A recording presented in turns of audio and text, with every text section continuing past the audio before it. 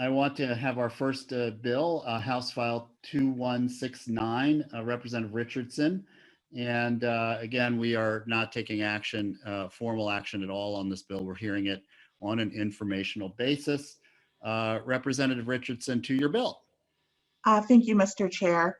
House File 2169 is a bill appropriating $6.2 million in fiscal year 2022 from the general fund for a grant to ReConnect Rondo for project development of the Rondo Land Bridge Freeway lid over Interstate 94. The story of Rondo is one of a thriving Black cultural center. It has been described as the heartbeat of the St. Paul's Black community and was home to 85% of St. Paul's Black community in the 1950s. The community was strong, it was thriving, and even in the midst of the brutality of government-sanctioned discrimination, a Black middle class emerged. The story of Rondo is also a story of pain, trauma, and heartbreaking loss. It's a story of government-sponsored destruction and injustice. The decision to run I-94 through the heartbeat of the Black community in St. Paul was not an accident. It was an intentional policy decision. There was another route available through an underutilized industrial area to the north, but the decision was made to devastate St. Paul's Black middle class.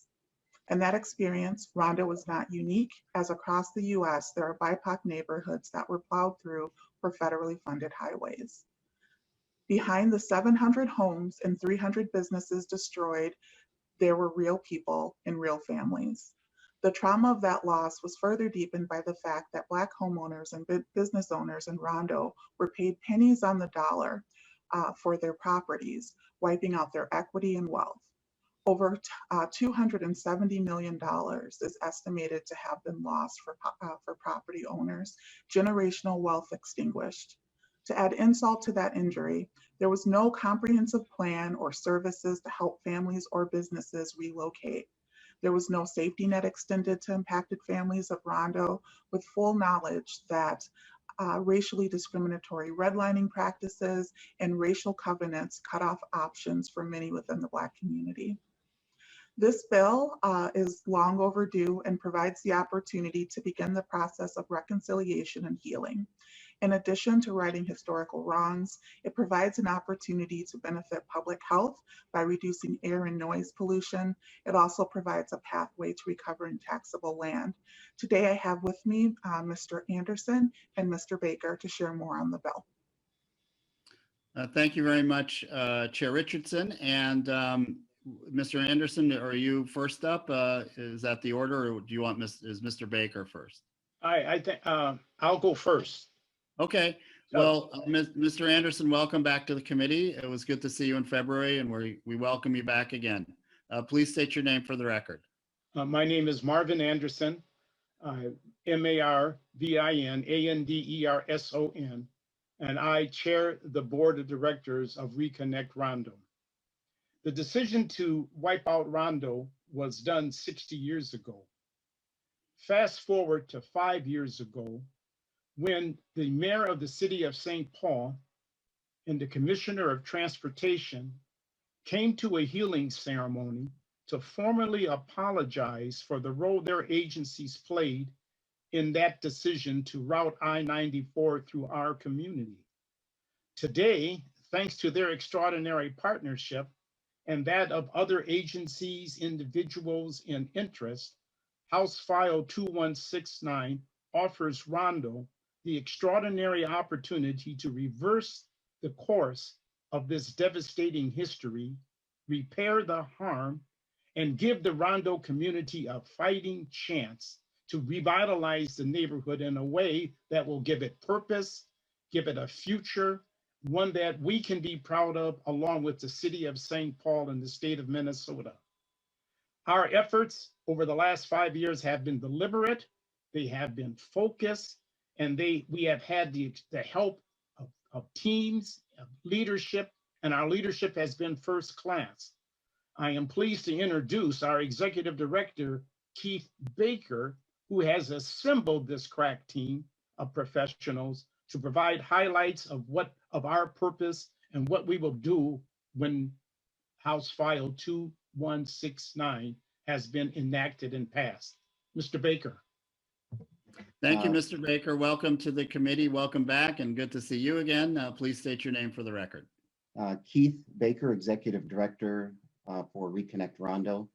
Thank you, Chair Hornstein, Representative Richardson, and Mr. Anderson for the opportunity. We certainly are anxious to put forward or to have support of House File HF 2169. One of the things that I think becomes extraordinary as an opportunity is we know that there are examples all across the country that demonstrate that putting a cap or a land bridge over the freeway is doable. We have such in my hometown of Duluth and another one, the Lowry Tunnel. So we know that there are other structures and we know that this is a doable proposition. When we think about our feasibility study, it also suggests that over Rondo, I-94, it is possible as well. We're imagining a blank canvas, a canvas of 3,200 linear feet, 15 to 21 acres of new land. The big idea, obviously, is to build back what was lost for African Americans and to be forward thinking about how to build a bridge to better for Rondo and all residents of the city of St. Paul, the region, and the state. This is a once in a lifetime opportunity to right the wrong and also to generate scalable opportunity for economic prosperity for Rondo residents.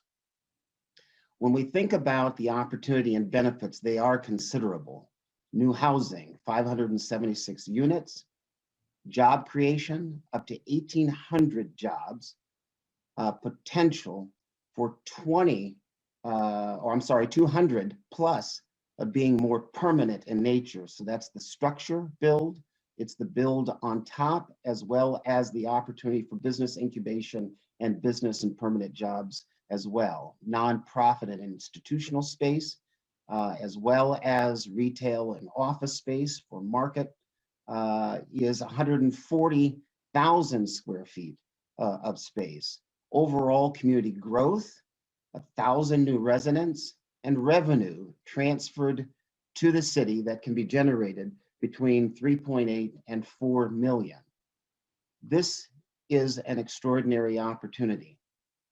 The appropriation, as outlined, would allow us the opportunity to establish a master planning team to really conduct activities such as analysis, increase our own capacity, as well as to recruit corporate leaders for strategic development opportunities.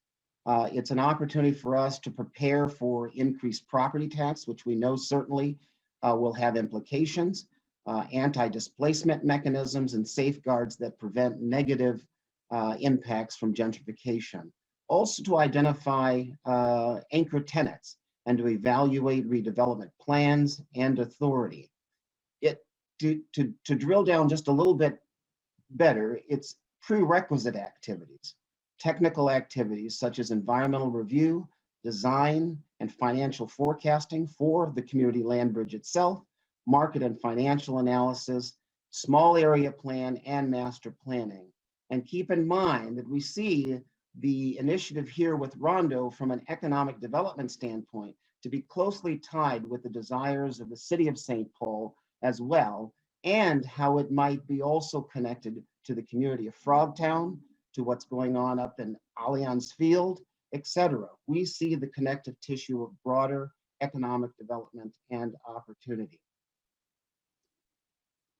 When we take a look at what Mr. Anderson had mentioned in terms of this, the crack team that we've put together, let me start by saying I've spent 18 years working for the Department of Transportation.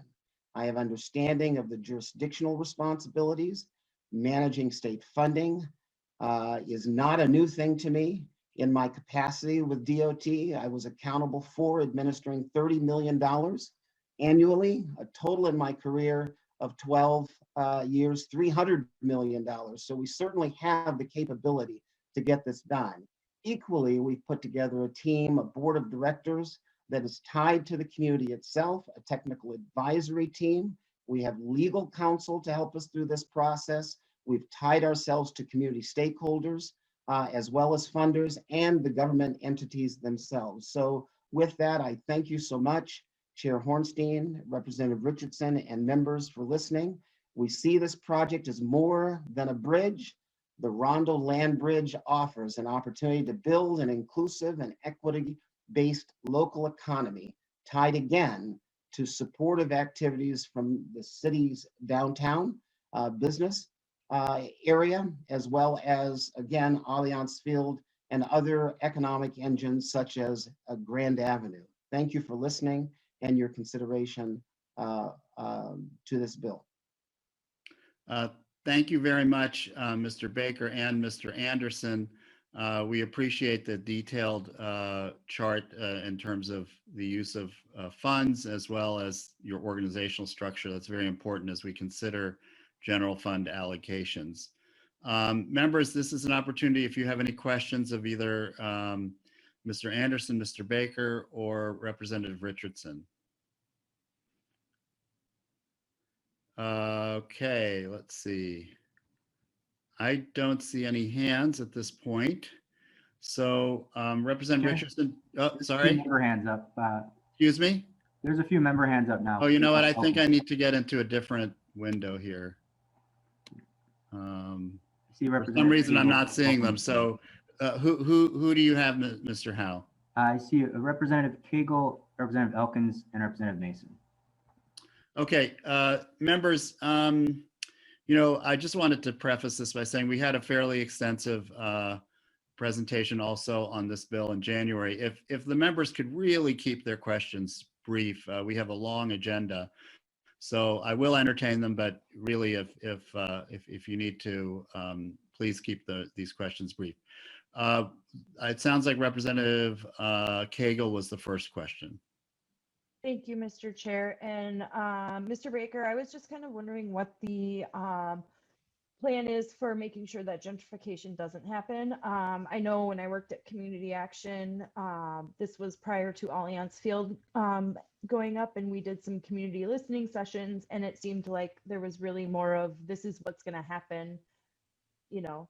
And so I want to make sure that, you know, when I saw that piece that the making sure that gentrification isn't taking place, I'm just kind of curious about how you plan that, how you see that going forward. Mr. Baker. Chair Hornstein, Representative Cagle, this really is one of the most important pieces without question. And while we don't have the specific plan, we know that there are policies that are currently in place and policies that must be introduced to ensure that the benefits that translate from the land bridge itself are used to offset any increased taxes that might be present. We know that through our health impact assessment, there are very specific recommendations that have been put forward to ensure that our attention is on both of those matters. And we will be continuing kind of public engagement activities, making sure we're rested foundationally on that. But more specifically, we're looking for ideas and solutions from the existing ecosystem, okay, that can offer those kinds of ideas and tools that will help us stay right on mark in that regard. Thank you very much. Representative Mason is next. Thank you, Mr. Chair. My question goes to a comment that Representative Richardson had made, where when the freeway was put through, hundreds of families lost their equity in their homes, etc. So you know, I understand the importance of this building, this bridge, but if no restitution has ever been made to those families, to me it would seem fair that we go back and try to help the families that lost all the equity that they had when their properties were taken to them. And she said, like pennies on the dollar. Has that ever happened? And isn't that important? Is that, is that to the author or any of the testifiers, just very quickly? Well, certainly she's the one that made the comment about the pennies on the dollar. I don't know who would have the background on answering the question. Representative Richardson, quickly on that question. Sure, Mr. Chair, and Mr. Anderson or Mr. Baker may want to briefly add as well.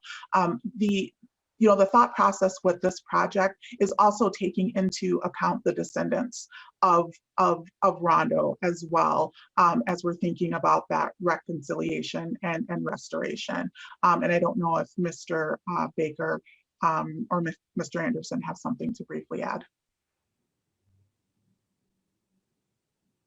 Mr. Chair Hornstein and Representative Richardson, Representative Mason, the idea of restoring the lost equity to the descendants of Rondo would be beyond the purview of this particular bill itself.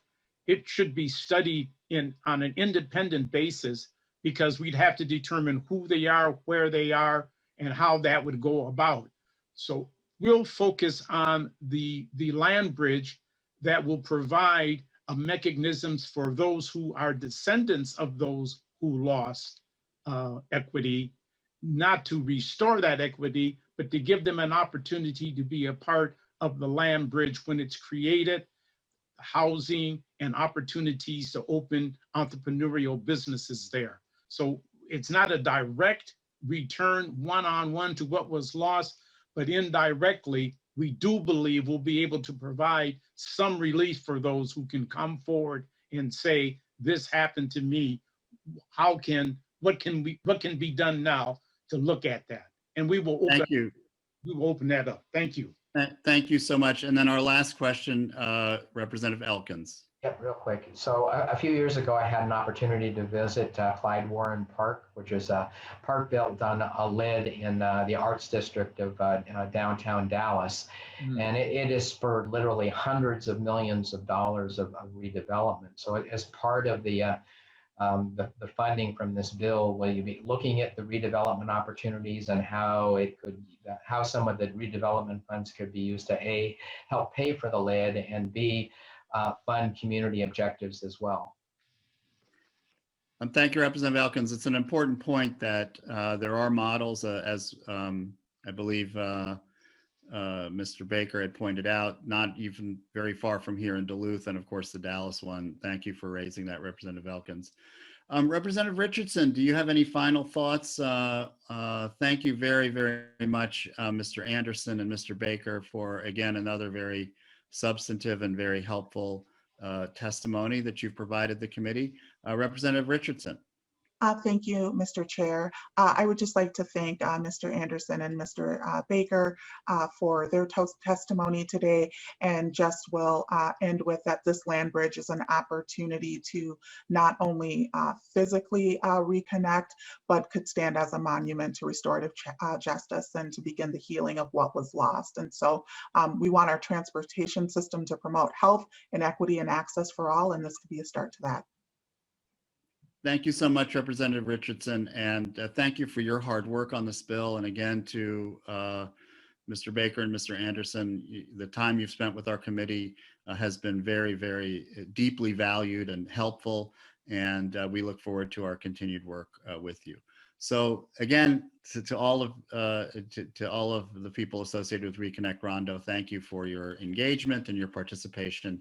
And members, as I mentioned before, this bill is, we are not acting or voting on this bill today, but it will be under consideration for inclusion in our omnibus bill that will be discussed the week after next. We're going on break next week. So thank you again to all. Thank you for our time. Thank you for the time. Thank you. Yeah, thank you.